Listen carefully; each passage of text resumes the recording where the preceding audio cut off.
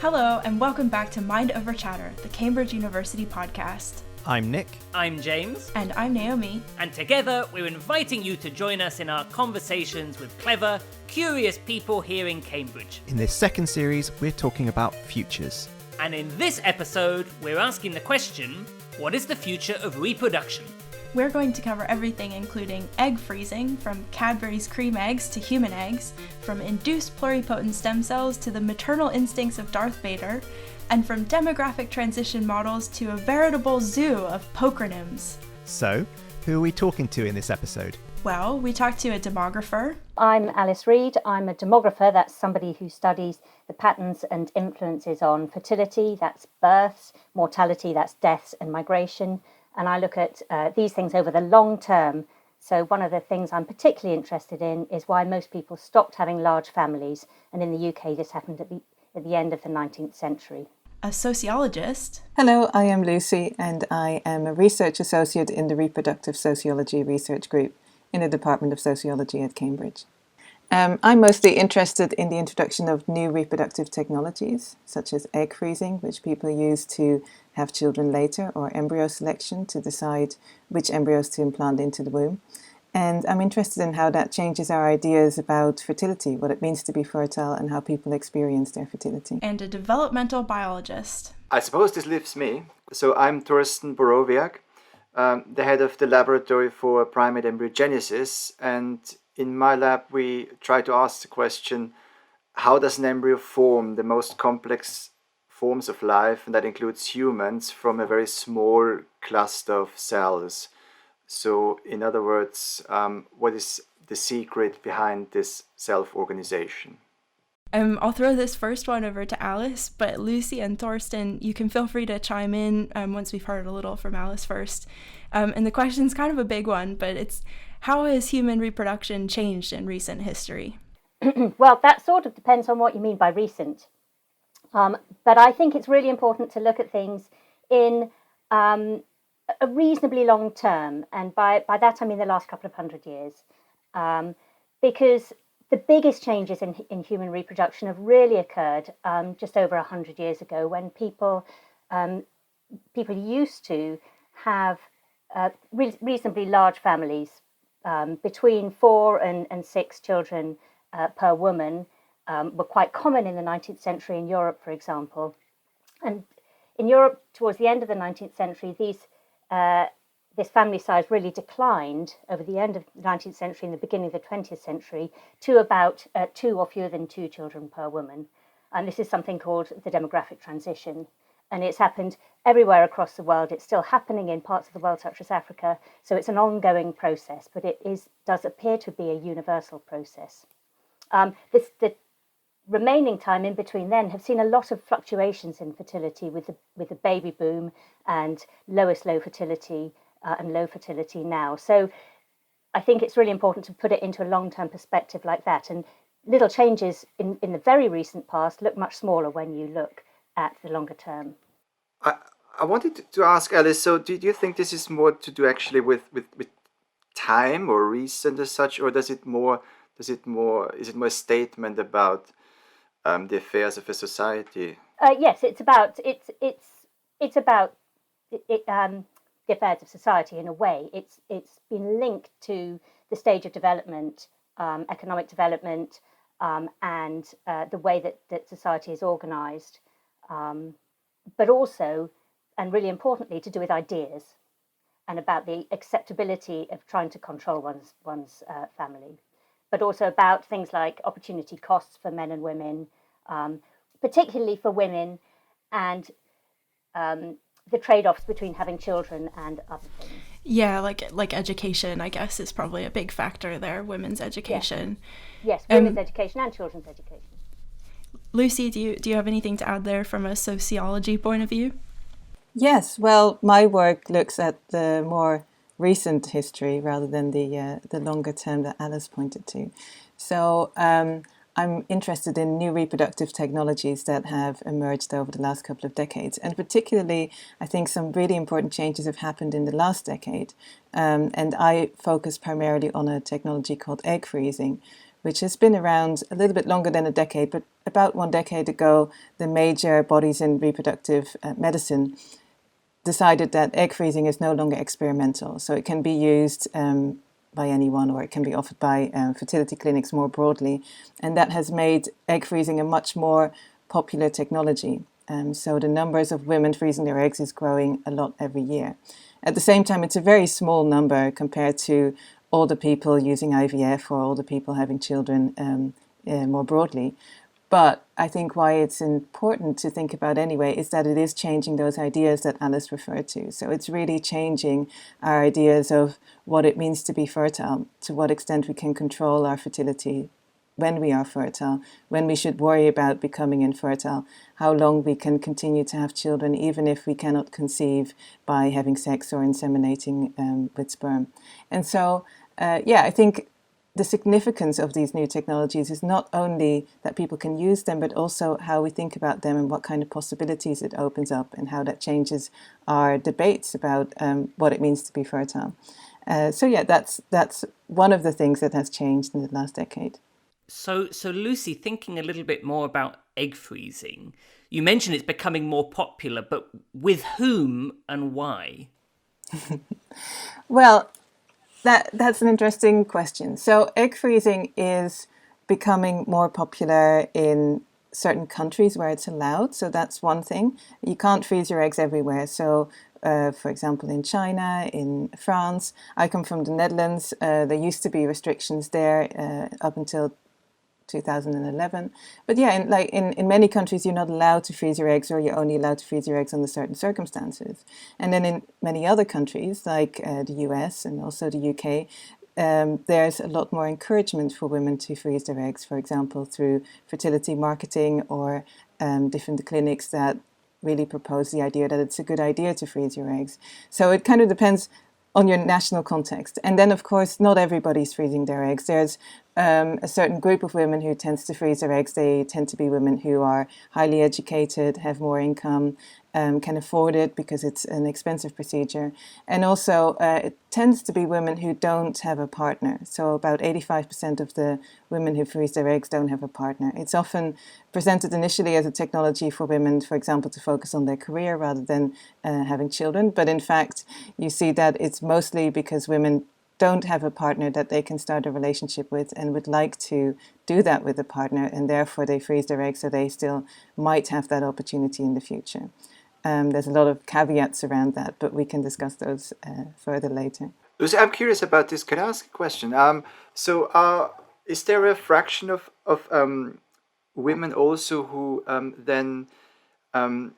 who have become then too old to go through the pregnancy themselves and then choose to do this via foster mother? Is this something that's being done or not? You mean surrogacy or you mean fostering? Yes. Sorry, surrogacy, exactly. So what is typically, what the understanding is more broadly is that the main factor in fertility decline in women is the quality of eggs, rather than their ability to get pregnant. So if women use the eggs of younger women, for example, in egg donation, or if women use their own younger eggs that they've frozen when they were younger, the pregnancy rates tend to be still quite high. They tend to correspond quite closely to the time of the age of the eggs, as it were. So the fertility decline isn't that much linked to the ability to get pregnant. There are more complications with pregnancy if you get older. So it may be harder to give birth. You may get more problems during the pregnancy itself. But the ability to get pregnant continues quite a bit longer than the ability to conceive with your own eggs. And so, and you see that now there's a lot of women who are having children later. And I want to add that it's mostly also men who are having children later. Men are on average 3 years older than women when they have a child. But women are obviously the ones who carry the child if they get pregnant. And so, we see that as this later reproduction is happening, there is also more interest in finding ways of still having a pregnancy or still conceiving a child or still raising a child, even if you find that it doesn't work out in the way in which you maybe had imagined it could, or that it doesn't work out without using technologies. So we're sort of starting to touch on this already, but just to bring like Alice back in here as a demographer, are there any likely demographic or societal impacts of this practice increasing in popularity? You mean of egg freezing? Yeah. Well, the thing that immediately I thought about was the equity issue. In that, and Lucy, you mentioned this, that it's really only open to wealthier women, or more likely to be open to wealthy women, and that's an implication rather than an influence on it. But the influence is that it will be only open to wealthy women, and it's also something that you've got to think about when you're young, and then put into operation when you're old. So it requires quite a lot of forethought, because I think it's really linked to the postponing of fertility to older ages. And this has been, in a way, this is one of the trends of the late 20th century, is that women have been putting off having children later and later. And mostly this is because they want to establish a career first, because there are far more opportunity costs to having a child earlier when you're much more unsettled and insecure. And I think some of the societal factors in this is to do with the development of gender equity and levels. When you have high levels of gender equity in institutions such as the workplace and education, which basically means that women have the same opportunities in education and the workplace, they want to go and take those. And if they don't have the same levels of gender equity in the home, then there's a mismatch. And what happens is they spend more time in education in the workplace and put off having children, because it's just much more difficult to do that. And countries which have higher levels of similarity between those levels of gender equity tend to have actually higher fertility now than countries which have lower levels. So this is why, one of the reasons perhaps why we see much lower fertility in Spain and Italy, where there's a much stronger familial responsibility for the family. So women are still supposed to stay at home and look after children, whereas levels of childcare and so on are much better in Nordic countries, for example. Can I just check I've understood that real quick, and then we'll go back to James? So we're saying that where genders are more equal, women tend to have more kids because they're getting more support from their partners at home, so they don't have to maybe take so much time out of work, and they feel they can still get the work opportunities and have more kids. Is that kind of it? Absolutely, yes. You've said it much more concisely than I did. Okay, so am I right that we've basically been talking about two things so far: how reproduction has changed over time and egg freezing? Is that correct? Exactly. Alice was telling us how the average number of children per family has changed radically since the 19th century. At the time of the 1800s, families went from having 4 to 6 children to having only 1 to 2. This period of demographic transition was occurring across the world. And I can only imagine it was accompanied by a huge reduction in parents' stress levels. I'm still dreaming of that nappy-changing AI. Demographers use something called demographic transition models, or DTMs. For those of you who collect acronyms, or pocronyms as I like to call them, gotta catch 'em all. Anyway, demographers use DTMs as a way to understand historical trends in birth and death rates as a function of a region's economic development. Reproduction rates are often tied to the way a particular society is organised, its wealth, economic development, and how acceptable it is to control one's family size. As family planning became increasingly accepted throughout the 20th century, prospective parents could control when they had children and also how many they had. Sounds to me like this might be connected to all-round evolving perceptions of the place of women in society following the Second World War. Today, even more reproductive technologies are available to help people hoping to assist, control, and perhaps even extend their fertility. Lucy's work focuses on one of these technologies, egg freezing, and its potential for changing the way we think and feel about fertility and family planning in the future. And I'm guessing there's more involved than when I sneak a cream egg in amongst the frozen peas? Yeah, you could say that. Egg freezing is a process whereby a portion of an adult female's eggs are removed from one of her ovaries, frozen, and then stored.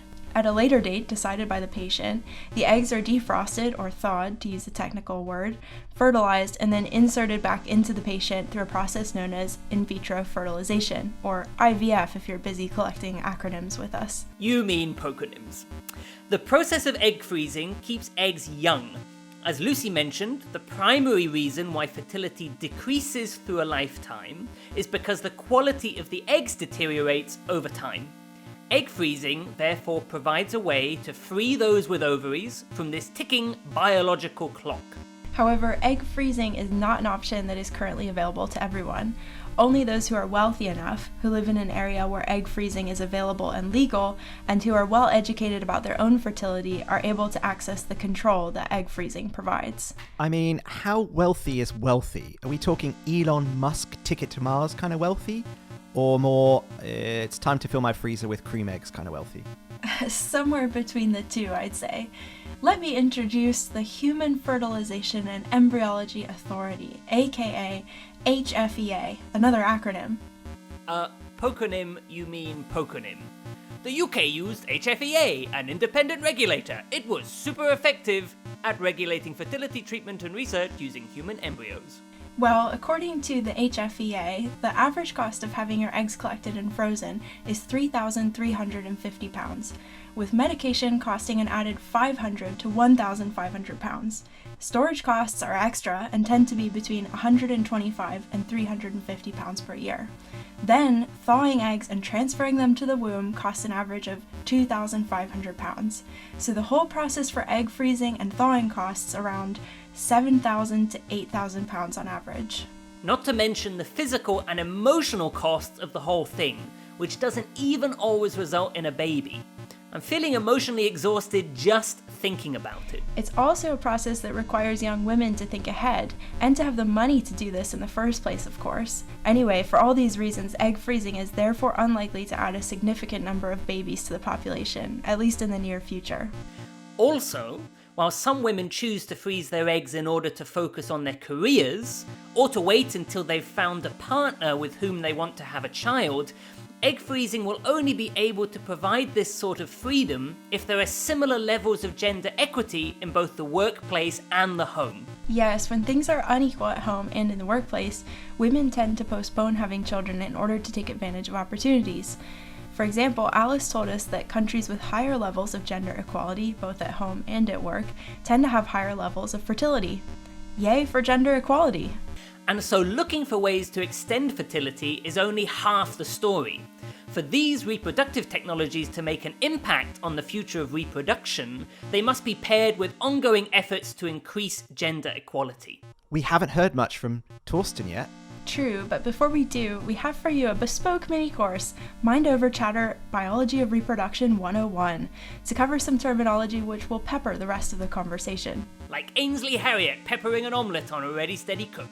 Well, first we have gamete, the collective term for sex cells, as in sperm and egg cells. Gamete, of course, not to be confused with gammy-knee, such as, oof, Naomi, my gammy-knee is really killing me today.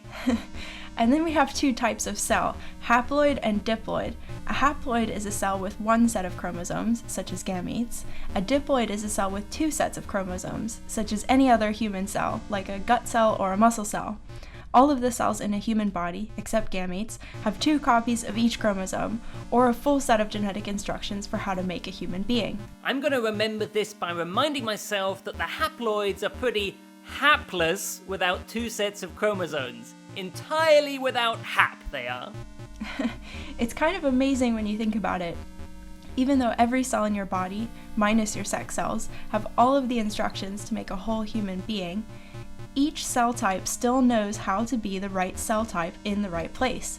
So lung cells still know to be lungs, and brain cells still know to be brain cells. Well, another Cambridge researcher called John Gurdon actually won the Nobel Prize in 2012 for proving that every cell in the body has the full instructions to make a whole organism. He did this by cloning a frog using the DNA from a frog's intestine cell. Anyway, next we have oocyte, an immature egg cell that may mature through the process of ovulation. They're called oocytes because if you listen very carefully, you can hear them all going, oh, oh, oh. No, you can't.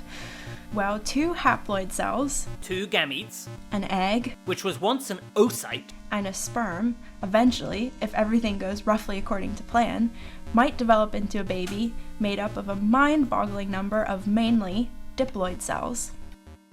I want to turn to Thorsten now. So, as I understand it, Thorsten, your research involves looking at embryonic development of primates, and specifically the implantation phase. Yes, or the that's stage correct. where the little ball of cells that may eventually become a baby attaches to the uterine lining or doesn't attach. Can you tell us a little bit about this research and why it's so important?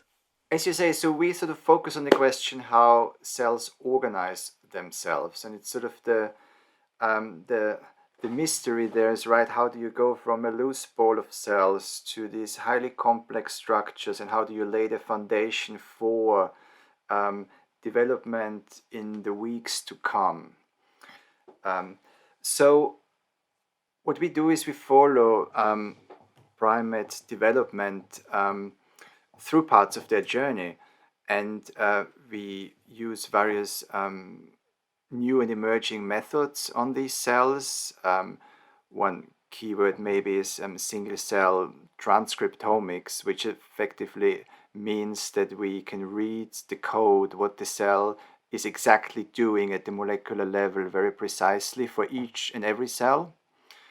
And what we do in the lab in particular is we look at primate development because, for obvious ethical reasons, we cannot study human implantation directly. So we try to establish the sort of the general primate framework and then work towards creating models for human development in vitro, which is research based on embryonic stem cells and around embryonic and extraembryonic stem cells. So how will your research influence possible fertility treatments in the future, if at all? Well, I think one key point there is the generation of induced pluripotent cells.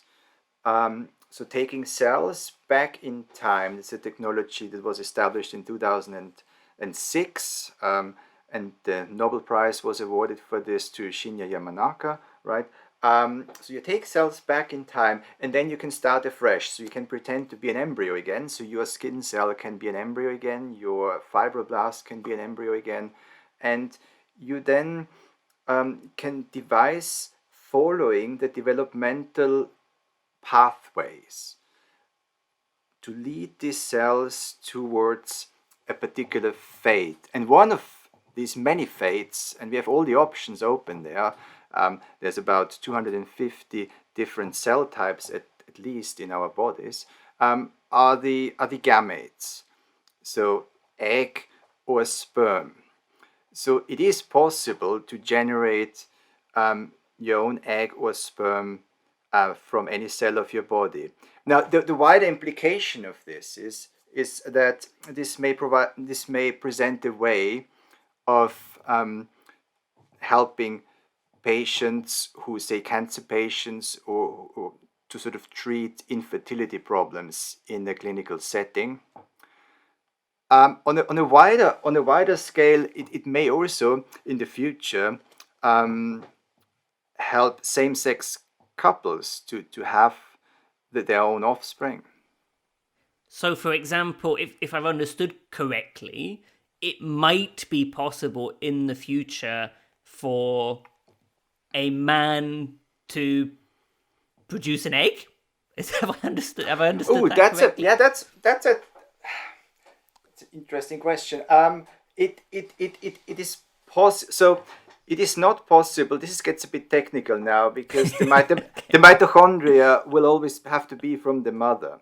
But see. it should certainly be possible to take a donated egg, remove the nucleus, put a haploid, sort of half the chromosome set into this cell, and then let it roll off.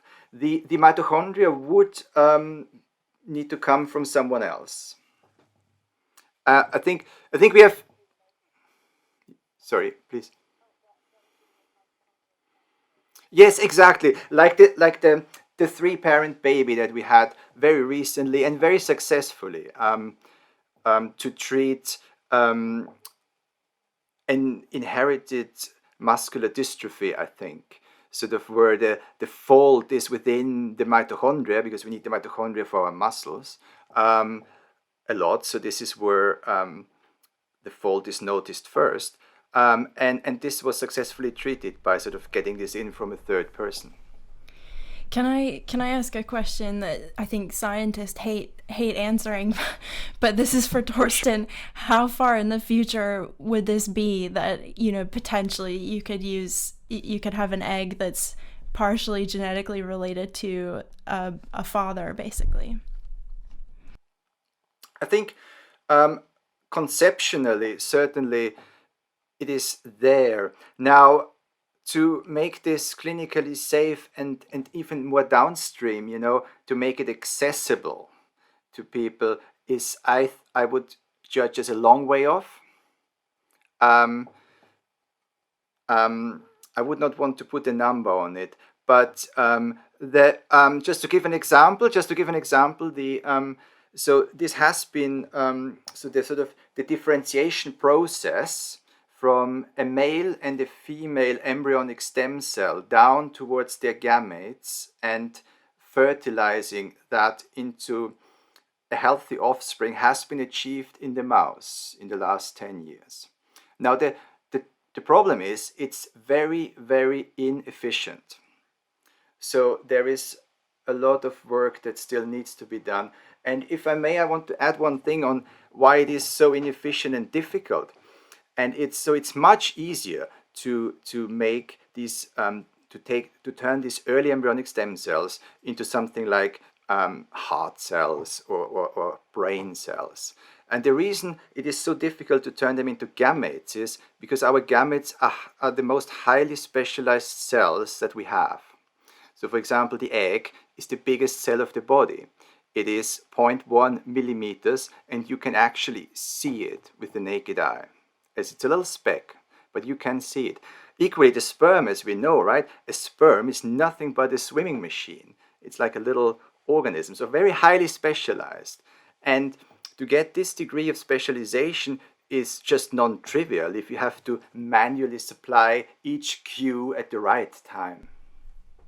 That's really interesting. So, I mean, coming out of this world of biology and minute cells and thinking about whole people again and populations, can we turn to Alice and Lucy? I mean, we touched a little bit before on how egg freezing is affecting demographics. Can you say anything about, we're talking very hypothetically here about like things that we should be thinking about from a social science perspective if and when this technology is clinically safe?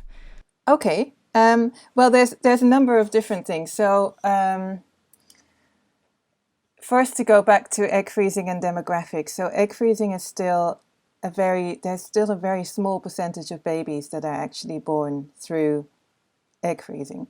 So you only have 1.5% of cycles, of IVF cycles are for egg freezing. And then out of those cycles, only a small percentage of babies get born because so far only about 5% of the women have returned to use those eggs. And those that have returned to use the eggs tend to have a success rate of around 18-20%. So then you end up with a very small percentage of those eggs actually being used, and those that are used, a very small percentage turning into babies. So at a demographic level, egg freezing is not having a big effect at the moment.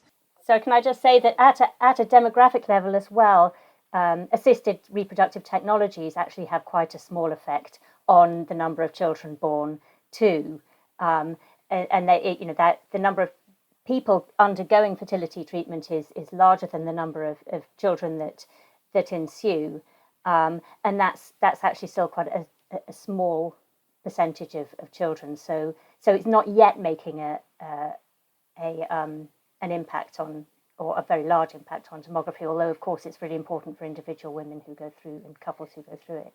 I think what is linked to that, what is part of that though, is that there is a large percentage of people who will have encountered the possibility of egg freezing or IVF and who might have thought about should I freeze my eggs? Should I do it when I'm in my 20s, when I'm in my 30s, when I'm in my 40s? How long can I expect to be fertile? And I think those questions are a lot more at the forefront of people's minds in a different way when they have the possibility of undergoing this treatment. And so I think that's where we come back to your question about the technologies that Thorsten was talking about, because one part is whether they are available or not.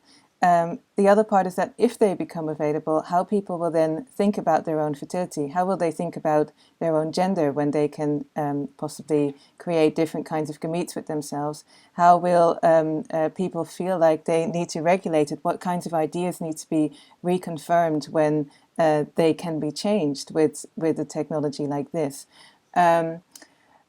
I think it's important to emphasize that it's still a long way off, but at the same time, it's really important to already start having these discussions and thinking about, like, how do we want these technologies to develop and who do we want to be part of that conversation, and how can we do this scientific work in a way that is informed by knowing a lot about the context in which that science is developed and the particular societies in which those technologies would then play a role. And then we come back to some of the issues that come up with egg freezing as well, where we see, for example, when egg freezing was first introduced, there were a lot of concerns about aging. And will women have children when they're too old, when their normal reproductive years no longer count? And the regulation of egg freezing is often linked to ideas about when people feel like it is the best time for women to have children. And that's not only a biological question, but also a social question, that people have strong ideas about what's too old, what's not too old.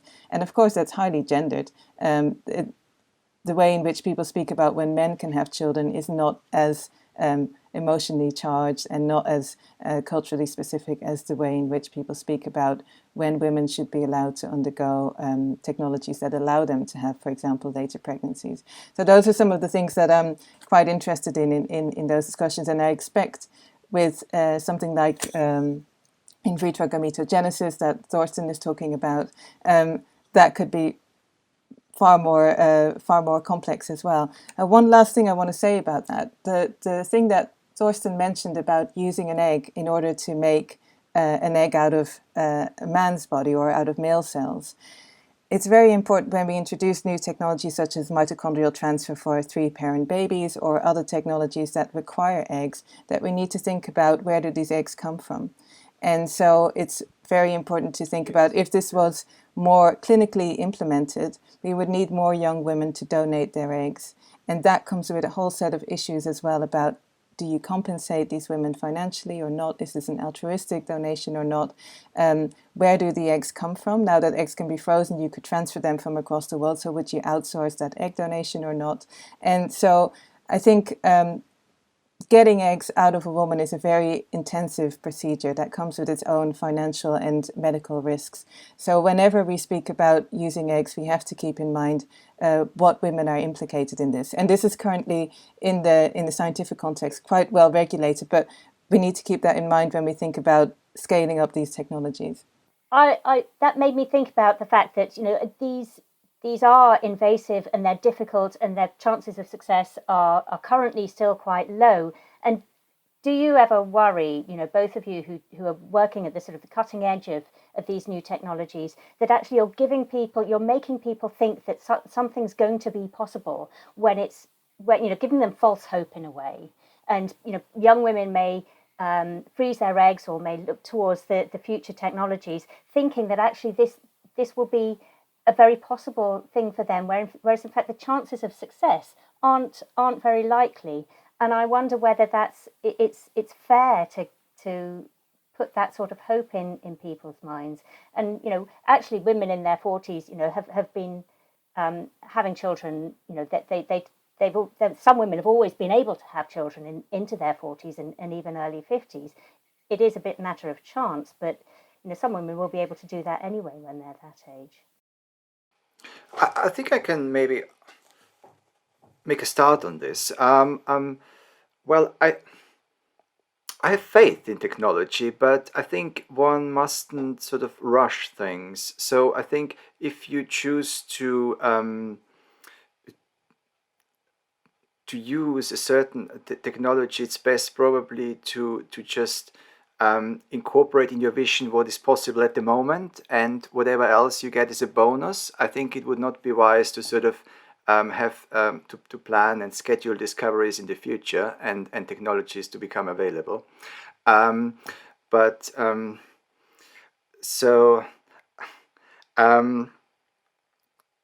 I think egg freezing is certainly, I think, a proven concept, which is a feasible undertaking for a woman, I would say. Yeah. About the question of false hope, I think that's an important issue that comes up. So the question is, on the one hand, how are people encountering this technology? I think it's important to consider how people get information about their fertility and the fertility treatment options. And what we see now is that there is, on the one hand, we have kind of public health campaigns that tell people about how fertility changes over time. But there's also a lot of fertility marketing by fertility groups or fertility companies that encourage women to freeze their eggs with slogans such as "You'll never be more fertile than you are today," or with really fancy campaigns where they offer free fertility testing, which then gives information about what people's fertility is, but can be framed as a way of, oh, you now have peak fertility, so you should freeze your eggs to maintain that peak fertility, or your fertility is decreased, so you should freeze your eggs very quickly before it's all gone. So there is a sense in which the information that is being shared about fertility can lead to people getting an indication for treatment, or people becoming a patient when previously they wouldn't have been a patient.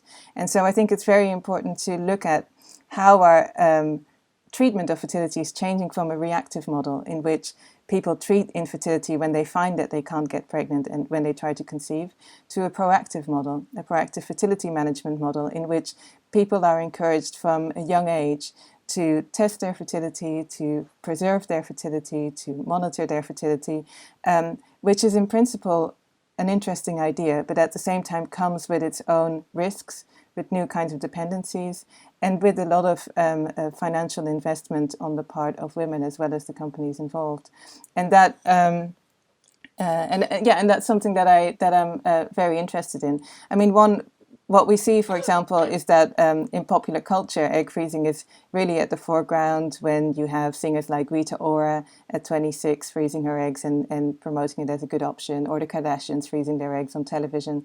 And those are examples of there being a message being sent out that it's an important thing to do, that it's an empowering and positive thing to do. And one example is that my students at MIT described that they were at a career fair where they could learn about internships in law or in or becoming a journalist or whatever they want to be. And next to that, there would be stands of egg freezing companies saying, if you want to do those things, you should freeze your eggs so that you don't have to take time out to have children. So there's a lot of developments around how egg freezing is presented to people, and there's a sense of the concern about infertility coming younger and younger into people's lives, and then the possibility of remaining fertile, staying longer and longer into people's lives as well. It's on sort of the keyword sort of is this more like a backup option? Because I think that's what it I think should be. Because if you this is a non-trivial procedure, I think that which is pretty clear, I think, to most people. So I think even if you take your egg from age 26, if you like, it's probably a natural pregnancy if you are able to do so at 35 is probably by far better than thawing the egg, culturing it in vitro. And there's a lot still to be optimized and discovered and studied, the effect of all of this. And we know that development runs slower in vitro.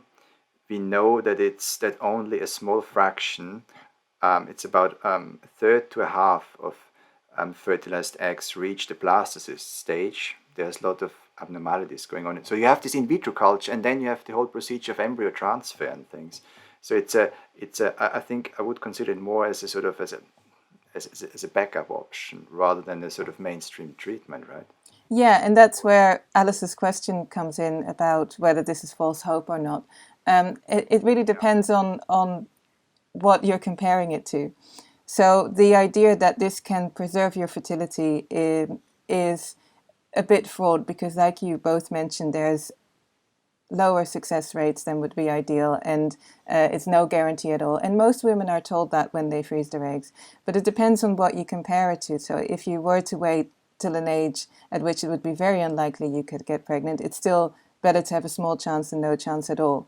Then the question is, when should you freeze your eggs? And that's a really difficult consideration, because if you're younger, you might have better quality eggs, but there's less urgency. You don't know whether in 5 or 10 years what your life is going to be like and whether it would have been necessary to have done that at all. And so that's why some clinics in the Netherlands say we don't freeze eggs for women under 30, because it would be unnecessary treatment, because they don't know yet what their life is going to be like in the future. Okay, so we heard more from Thorsten in that last section. Indeed we did. Thorsten told us about the science behind novel reproduction technologies and where this science is likely to take us in the future. Thorsten looks at the embryonic development of primates. In other words, he studies the development which takes place in the few weeks following fertilization, when the future primate fetus is just a collection of cells. He uses an uber-swanky technique called single-cell transcriptomics to investigate the processes that cause these cells to specialize in the early phases of pregnancy. This method examines the genes of individual cells, giving us an extremely fine-grained understanding of what is going on during pregnancy at the cellular level. Remember, each cell, except the hapless gametes, Good callback. each cell has a full set of instructions for how to make a human being, and Thorsten's research is looking at how cells figure out very early on in primate development how to arrange themselves in the right order to make a baby. You know, head at one end, tail at the other. Thorsten's biological research becomes relevant to Lucy and Alice when the cellular level information he collects helps us to develop new reproductive technologies. For example, in 2006, a technique called Induced pluripotent stem cells, or iPSCs, a rare mixed case proconym, was developed that could take any cell back in time to this embryonic stage of development. Just a quick shout out at this point, iPSCs were developed off the back of the work by John Gurdon mentioned earlier. Shinya Yamanaka actually won the Nobel Prize with John Gurdon in 2012. Their research goes hand in hand. Since the invention of iPSCs, researchers have been busy working out how to tell this now embryonic-like cell to become different specific types of cell, like neurons or skin cells or sperm and eggs, our favourites. The upshot of this extremely technical and sci-fi-esque technique is that we can, in theory, generate an egg or sperm from any cell in the human body. Which is where James asked whether a man could ever make an egg. Luke, I am your mother. Well, it turns out that this isn't quite possible. The egg contains extra information that cannot be generated by this process, but it does mean that the nucleus of an egg, which contains almost all of the genetic information, could theoretically be replaced by the genetic information from a cell that originally came from a man. And this is where we heard about 3-parent babies. Yes, this phrase also refers to children conceived using mitochondrial replacement technologies, MRTs, Ask Ketchum's favourite poconym. MRTs were licensed in the UK in 2016 and can be used to help women with diseases caused by sick mitochondria, the bits of the cell that produce energy, to have healthy children. Here's how it works. An egg is taken from a healthy donor, the genetic information in the egg's nucleus is removed, and then replaced with the patient's genetic information. Then this egg with the new genetic information in its nucleus goes through a process similar to IVF.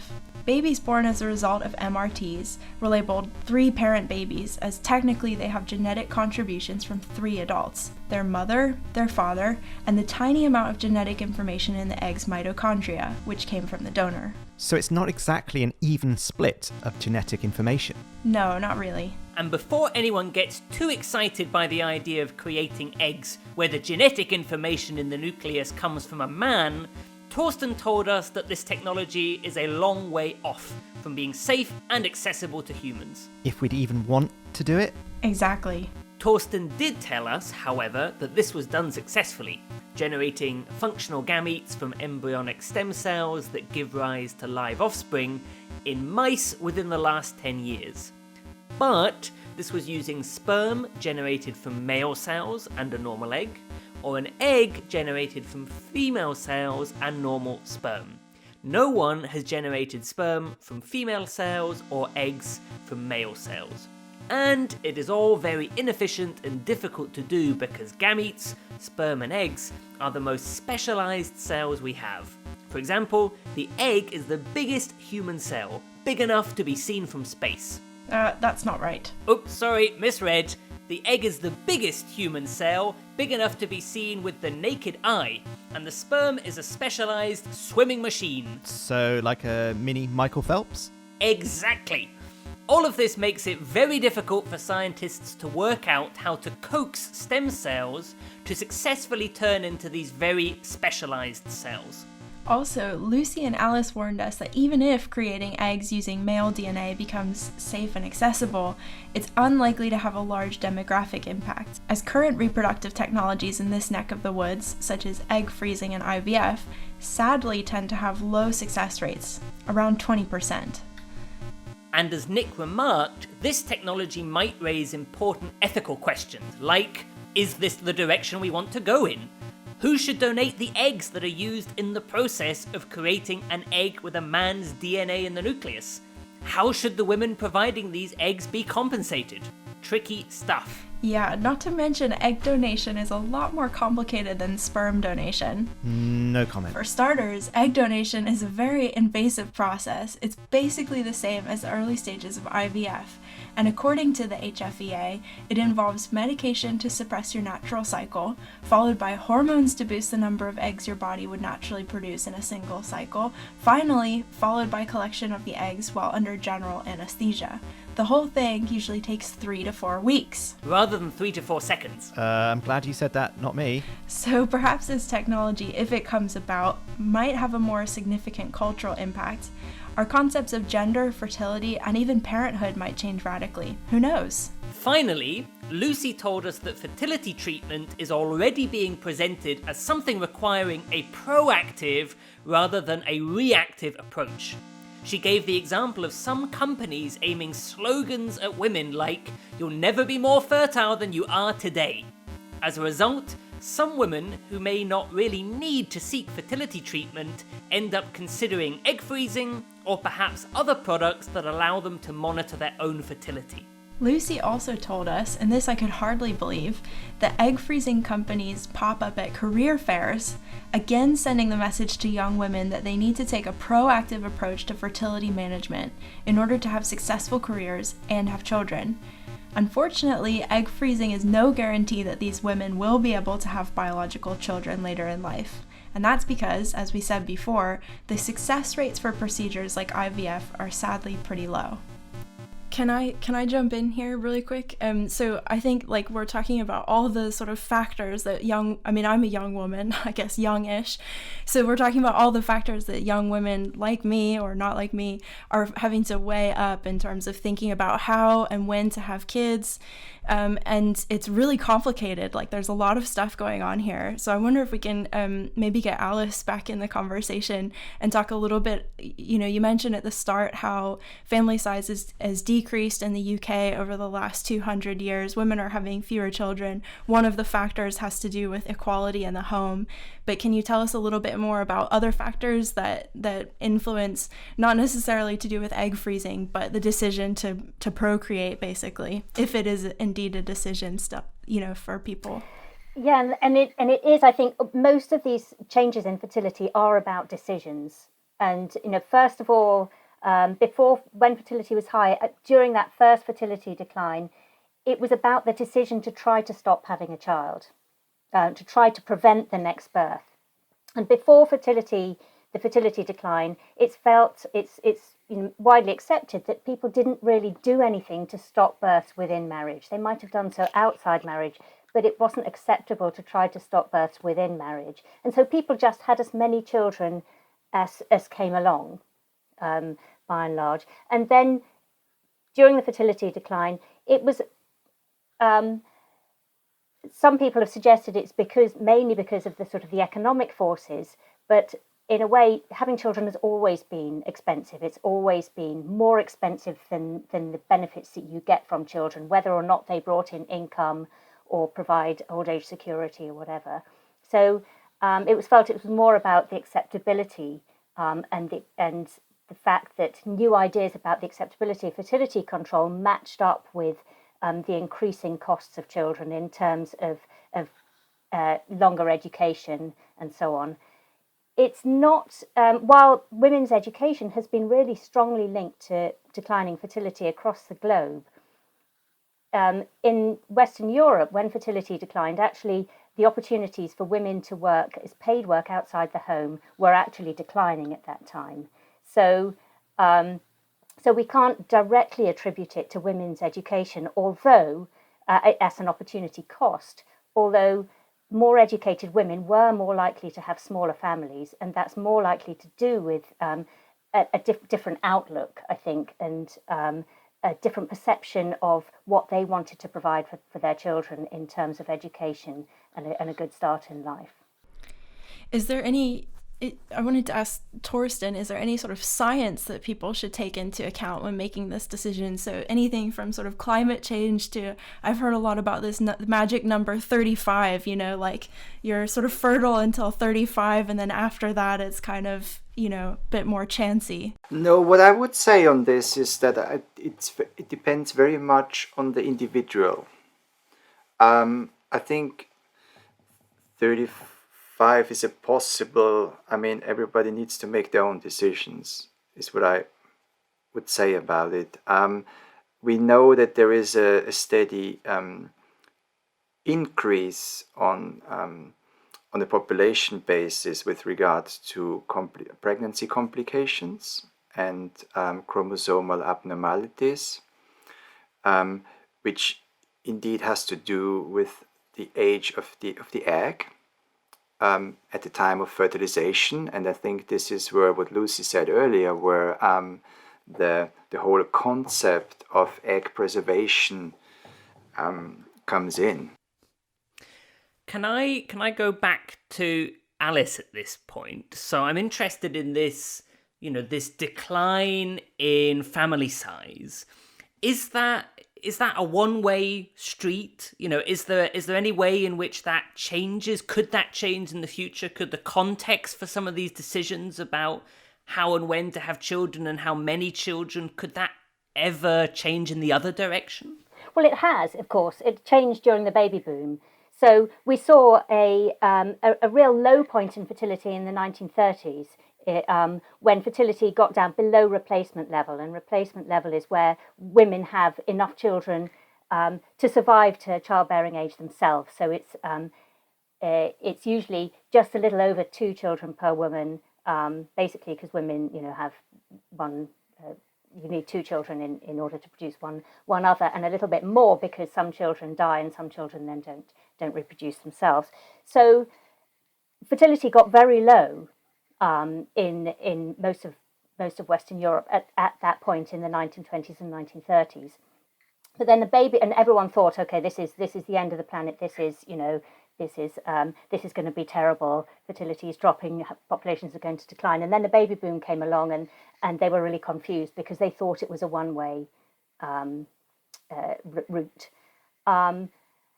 But the baby boom was only temporary, and now we've had very low fertility. Sorry, Alice, when was it? Oh, exactly. Sorry, the baby boom.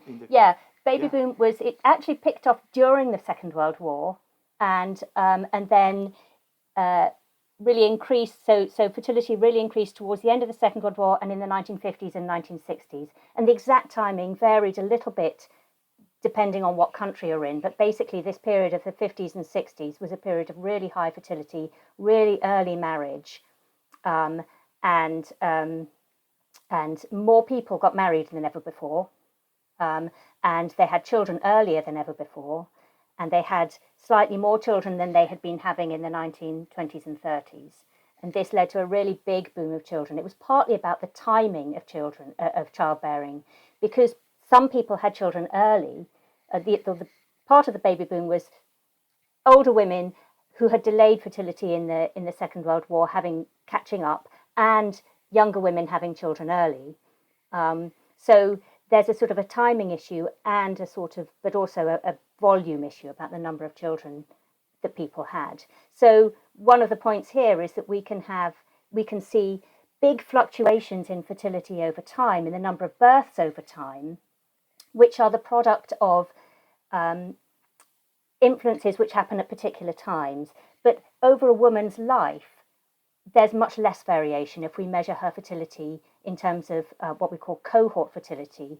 So usually it's easy to measure fertility at one particular point in time, and we can do that for very recent times because we look at all the births which are born according to the age of the woman. But it takes a long time to get fertility measures according to a cohort, according to each particular woman, because we have to wait for her to stop. We have to wait for those women to stop, to reach the end of their childbearing lives. So that means that we only get cohort fertility actually quite a long time after those children have actually been born. So when we do look at cohort fertility, we do see an increase during the baby boom, but it's not nearly as big as the increase in the numbers of births. Oh, yeah. No, I also wanted to do a quick follow-up about what Naomi and Alice just said in terms of the groups of women that the egg freezing research focuses on. And there is a lot of uncertainty around when to have children, and a lot of concern also to do with broader social factors that play a role there, such as having longer education, dealing with a very expensive housing market, having less financial stability, more short-term contracts. What we see now, a lot of uncertainty in relation to the pandemic for people who are maybe considering having children at the moment. Brexit playing a role in uncertainties around that. Of course, also climate change and futures there. So there's a lot of precarity in people's lives, a lot of social precarity, and that often plays a role in how people explain that they freeze their eggs instead of having children, or that they do have children but they felt a lot of uncertainty about it, or they don't know how to necessarily plan when to have children, or even plan when to be fertile, which is an opportunity that egg freezing introduces. So I think that's important to keep in mind, that this is not just a personal decisions, but that there are many, many social factors that make it a lot harder for people to decide when they are ready, or if they even want to have children at all. And this is why fertility is so low. One of the reasons why we've seen low fertility for a while, and why fertility is declining even in the Nordic countries at the moment, is because of this uncertainty. Yeah. And it is generally accepted that we're unlikely to go back to high fertility like we saw in the baby boom. Alice, can I quickly ask what is the level at the moment? In where? In say in children per woman. In children per woman, so in the UK it's about 1.7 children per woman. But that, of course, is made up of by taking the fertility of each age group of women and adding together as if a woman now would go through each of those ages with those levels at each successive time. There are countries which have fertility as low as 1.1 or 1.3. Places like Singapore, South Korea. I can't remember exactly what countries have particularly low fertility at the moment. I think Japan also has a lower. Japan, yes, very low fertility. China. But also places like Spain and Italy have very low fertility. That may recover, but it may not.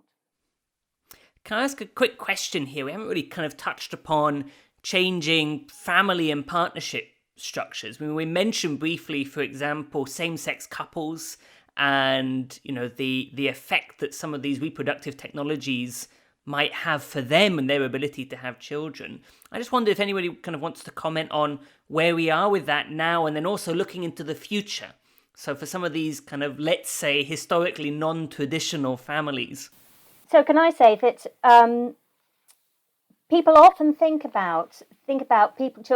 worry about children being brought up in non-traditional families, and you know, sometimes we get particular politicians of particular, you know, flavors having, you know, being very worried about this. But actually, the number of children born into, or the proportion of children born to cohabiting couples has changed very little over the past 50 or so years. Because while many more children are born to unmarried people, most of those people are in cohabiting unions, and you know, are registered, and those children, most of those are registered. Their parents are registered at the same address, which is now recorded. And while there are, of course, lots of families who break down afterwards, in fact, the proportions of children growing up, or the proportions of children living in single-parent families, is actually not too different than it was in the 19th century. And that's because many of the families, which were single-parent families in the 19th century, arrived that way because of the death of one parent or another. So there were actually more single-father families in the 19th century. And arguably, it's actually better to be brought up in a single-parent family where that single-parent family has happened by choice because it wasn't working together. So, you know, single-parent families which have ended up as single-parent families because of marital breakdown, although that's really sad, that's a better outcome, because that's choosing the right families to split up, as it were, because they were the young families that weren't working well together. Whereas in the past, single-parent families were created rather randomly by one parent dying, and that could have hit many happy families as well as some unhappy families as well. I mean, Thorsten and Lucy, do you want to add anything, maybe particularly for essentially families who it would have been impossible for them to have children before something like IVF or surrogacy? I mean, of course, adoption might have been a route, but it wasn't necessarily socially acceptable and might still not be in some places in the world. Yeah, definitely. I think in our research group in ReproSoc, we do a lot of work on queer reproduction, on different ways in which people can conceive and have children, or engage with their fertility, regardless of who their partner is, or if they have a partner of a particular gender. So also look at the research of the Center for Family Research. So they look at more parenting and the well-being of children in different family forms. They've done a lot of great research, and we look more at the conception and the earlier stage of that. So, for example, my colleague Robert Pralat has looked at how young queer people imagine their reproductive futures, and has really seen how young queer people do imagine possibilities of having children in the future, also if they are in a same-sex relationship, looking at different ways of conceiving.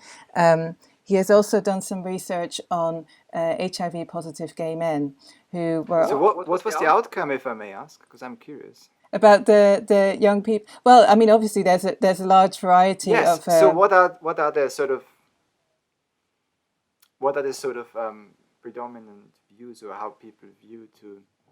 I think a lot of his research pointed to that young queer people do imagine reproductive futures and do see themselves as having opportunities of becoming a parent and not being curtailed by the fact that they have a partner who's same sex, and that's something that's changed in the last couple of decades. One other study that he's done is more about HIV-positive gay men who previously thought that they couldn't conceive because of their HIV status, but now with new medications do have the possibility of conceiving without passing on the infection.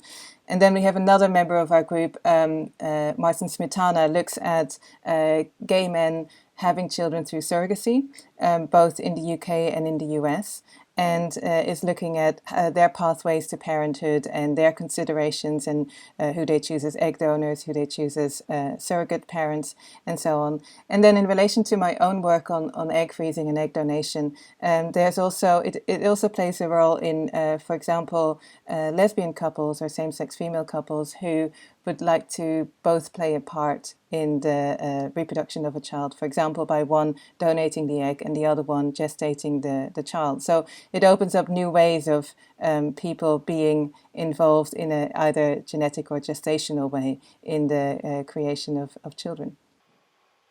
I suppose the surrogacy question is also one that needs careful consideration, right, with regards to prevent exploitation, right? Yes, yes. So that's at the heart of my my colleague Martin Smetana's research, who looks at both issues of reproductive justice of all the parties involved, as well as reproductive equity in relation to people having the opportunity of accessing these technologies. And sometimes those things may conflict. So how do you ensure that people have access to technologies and have reproductive autonomy to create the families that they long for, but at the same time make sure that everybody who is involved does not get exploited or is in a situation in which they have negative consequences for their involvement in these decisions, and that's a very, very difficult consideration in which many parties are themselves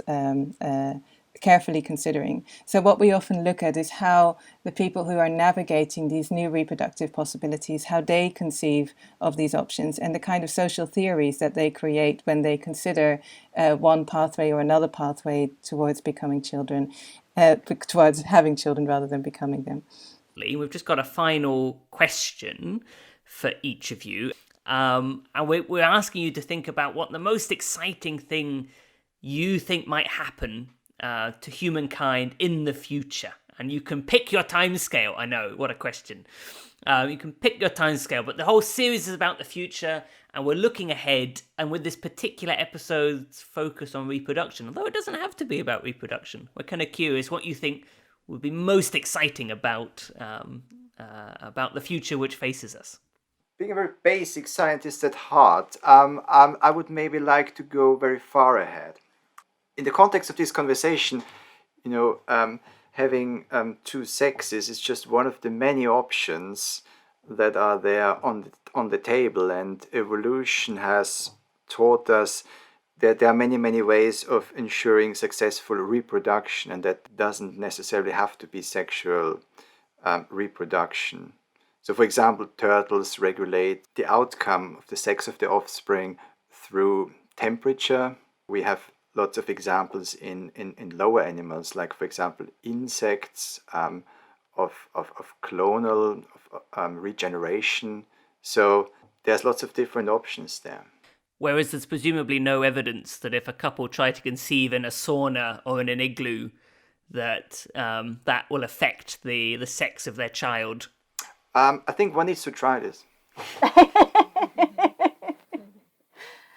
In terms of the future, I think I'm going to look in terms of the close future. And I think one of the things about COVID has been that actually it's changed people's experiences of looking after their children. And some of these things have been bad for women. We know that women have shouldered the burden of that childcare and the homeschooling and so on, and their careers have paid a price.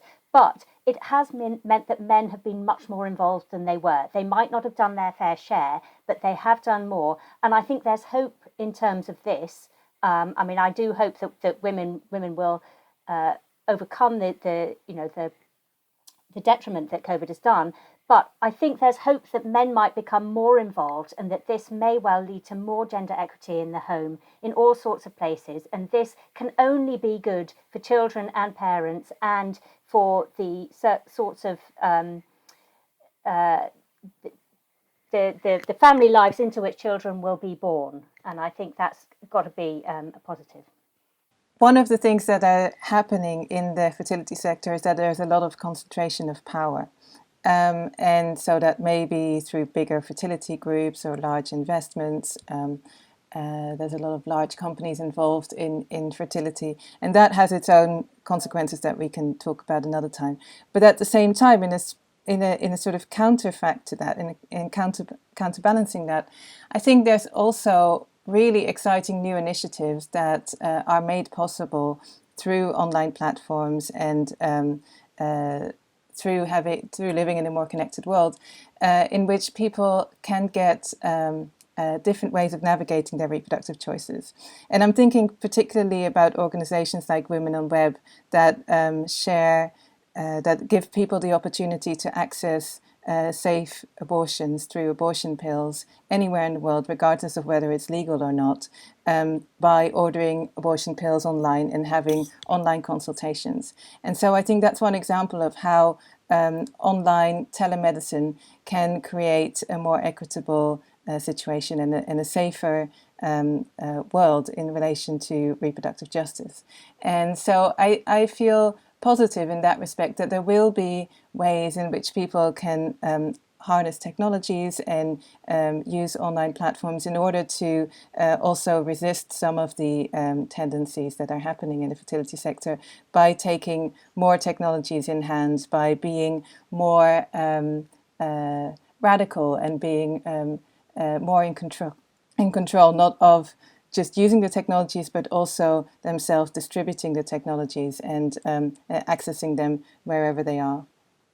I like how we ended up by imagining what future families might look like when these novel reproductive technologies increase acceptability. Yeah, me too. It was also interesting that this caused us to delve back into the past again. Alice told us that the first element of historical declining fertility was people deciding to stop having children.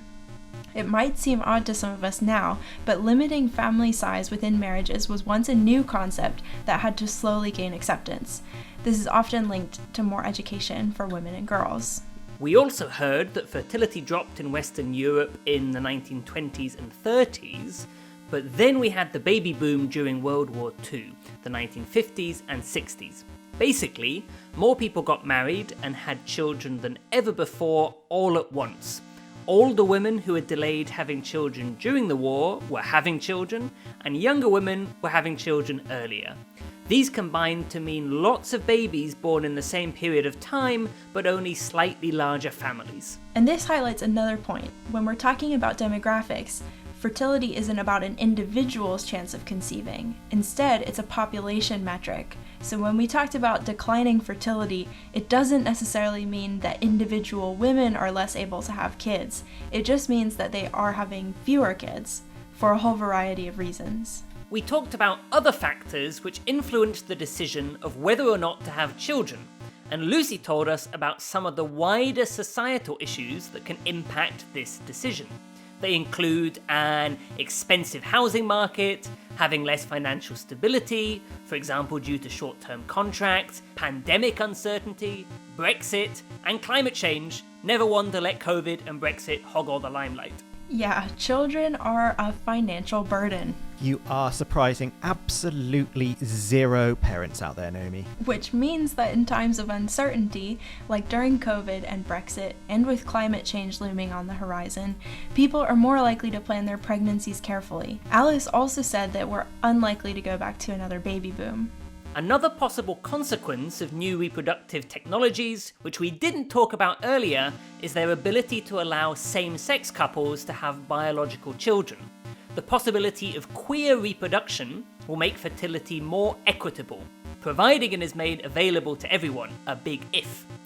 Maybe this will change who we think can and should take control of their own reproductive futures. Lucy mentioned ReproSoc, which is the reproductive sociology group at Cambridge. This is a group of researchers looking at how reproductive technologies, like egg freezing, are influencing and influenced by culture and society. Dr. Robert Parlat, one of Lucy's colleagues in ReproSoc, found that young queer people in Britain are now more often imagining themselves having children, perhaps as a result of new technologies that make this possible. The Centre for Family Research is another group that Lucy mentioned. This is a multidisciplinary research centre in Cambridge that studies a variety of topics, including the impact of different family structures. For example, on the psychological well-being of children in families created by assisted reproductive technologies, such as IVF, donor insemination, egg donation, and surrogacy. So, like I said, it sounds like the future has lots of fascinating, powerful, and liberating reproductive technologies in store for us. Yes, but these new technologies will bring about their own ethical, legal, and societal concerns and constraints, such as exploitation and accessibility, which we mentioned earlier.